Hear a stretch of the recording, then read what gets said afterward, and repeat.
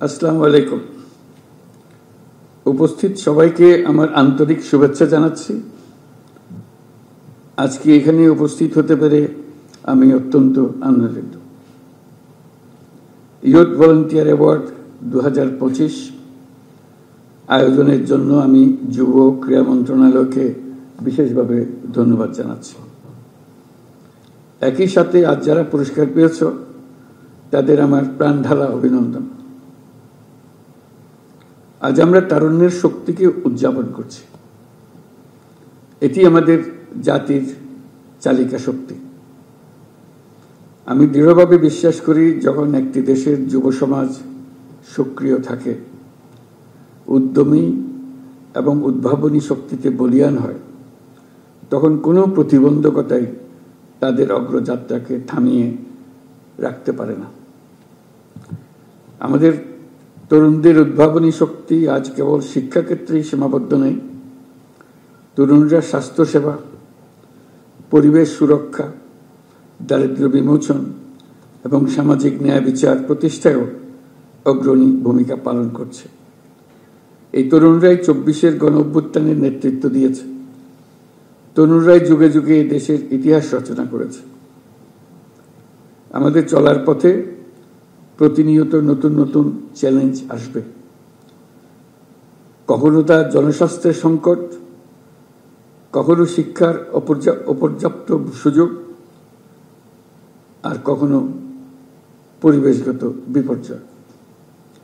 কিন্তু চ্যালেঞ্জগুলো নিয়ে হতাশ না হয়ে বরং এগুলোকে আমাদের নিজস্ব শক্তি দিয়ে ঐক্যবদ্ধভাবে মোকাবেলা করতে হবে।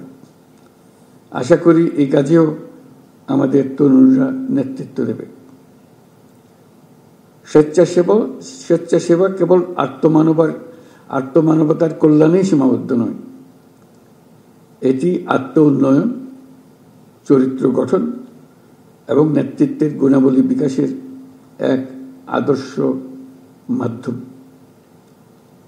আমরা চাই আমাদের তরুণরা কেবল স্বেচ্ছাসেবক হিসেবেই থেমে থাকবে না, সমাজের নীতি নির্ধারক, উদ্ভাবক এবং পরিবর্তনের স্থপতি হিসেবে নিজেদের তুলে ধরবে। এটি তখনই সম্ভব হবে যখন তারা আত্মবিশ্বাসের সাথে নিজেদের গড়ে তুলতে পারবে, প্রয়োজনীয় দক্ষতা অর্জন করবে, নেতৃত্বের গুণাবলী বিকাশে মনোযোগী হবে। আজকের এই পুরস্কার কেবল একটি স্বীকৃতি নয়, এটি তোমাদের জন্য একটা উদাত্ত আহ্বান। তোমরা আরো সাহসী হও, আরো নেতৃত্ব দাও এবং সমাজের কল্যাণে নতুন ধারণা ও উদ্ভাবন নিয়ে কাজ করো। সমাজের প্রতিটি ক্ষেত্রে তোমাদের সক্রিয় অংশগ্রহণ অনেক ইতিবাচক পরিবর্তন আনতে পারে। স্বাস্থ্য খাতে তোমাদের একটি ক্ষুদ্র উদ্যোগ হাজারো শিশুকে রোগমুক্ত রাখতে পারে। শিক্ষাক্ষেত্রে তোমাদের সামান্য প্রচেষ্টা দেশের শিক্ষার মানকে বহুদূর এগিয়ে নিয়ে যেতে পারে। পরিবেশ রক্ষায় তোমাদের সম্মিলিত প্রয়াস আমাদের ভবিষ্যৎ প্রজন্মের জন্য একটি নিরাপদ ও সবুজ পৃথিবী নিশ্চিত করতে পারে।